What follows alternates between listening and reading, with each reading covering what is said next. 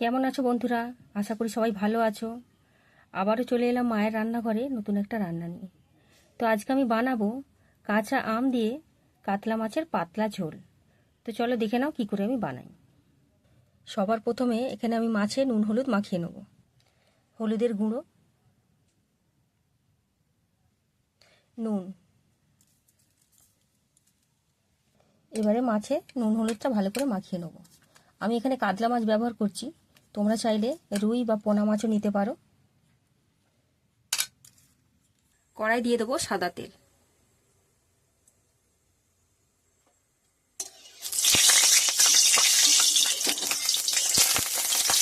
তেল গরম হয়ে গেছে, দিয়ে দেবো মাছ।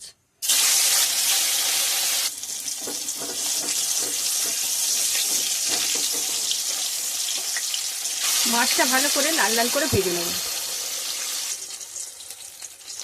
মাছটা লাল লাল করে ভাজা হয়ে গেছে, এবার নামিয়ে নেব। ওই তেলেই দিয়ে দেবো একটা বড় সাইজের কেটে রাখা আলু। আলুগুলোকে হালকা লাল লাল করে ভেজে নেব।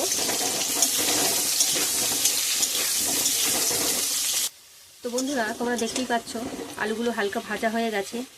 এবারে এর মধ্যেই দিয়ে দেবো নুন, হলুদের গুঁড়ো, কাশ্মীরি রেড চিলি পাউডার। এটা তোমরা দিতেও পারো, নাও পারো। এবারে ভালো করে এই মশলার সঙ্গে আলুগুলো একটু কষিয়ে নেব। আলু মশলা কষানো হয়ে গেছে, এর মধ্যে দিয়ে দেবো ঝিঙে। আমি দুটো মাঝারি সাইজে ঝিঙে নিয়েছি, তোমরা দেখতেই পাচ্ছ। এইভাবে কেটে নিয়েছি, ছোটো ছোটো করে দিয়ে দেবো। আরও একবার ভালো করে মশলার সঙ্গে আলুর সঙ্গে ঝিঙেগুলো কষিয়ে নেব। সবজি মশলা ভালো করে কষানো হয়ে গেছে, এর মধ্যে দিয়ে দেবো জল।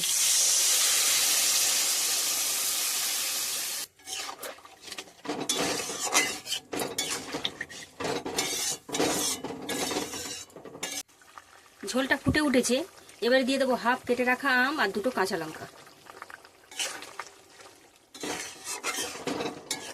এবারে ধিমি আঁচে চাপা দিয়ে ভালো করে সেদ্ধ করে নেব।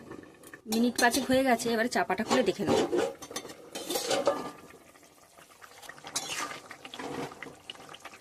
বন্ধুরা, তোমরা দেখতেই পাচ্ছ আলু গলে গেছে।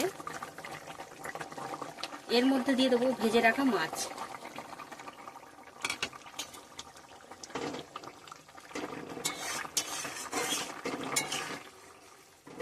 ঝোলটা আমাদের হয়ে গেছে, এবারে ফোড়নের জন্য নামিয়ে নেব। কড়া গরম হয়ে গেছে, দিয়ে দেবো সাদা তেল সামান্য পরিমাণ। ফোড়নের জন্য এখানে নিয়ে নিয়েছি হাফ চামচে 5 ফোড়ন, হাফ চামচে জিরে আর একটা তেজপাতা। এবারে ফোড়নটা একটু ভেজে নেবো হালকা।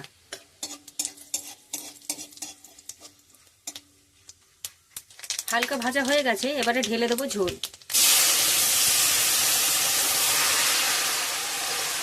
এবারে ভালোভাবে আঁচ জোর দিয়ে ফুটিয়ে নেব। ঝোলটা ফুটে উঠেছে, এবারে দিয়ে দেবো কেটে রাখা ধনেপাতা। ঝোলটা আমাদের হয়ে গেছে, এবারে নামিয়ে নেব। তো বন্ধুরা, রেডি হয়ে গেল কাঁচা আম দিয়ে কাতলা মাছের পাতলা ঝোল। তো এইভাবে বাড়িতে বানিয়ে খেয়ে দেখো, আশা করছি ভালো লাগবে। তো ফিরে আসছি কোনো নতুন ভিডিও নিয়ে। সবাই সুস্থ থেকো, ভালো থেকো। নমস্কার।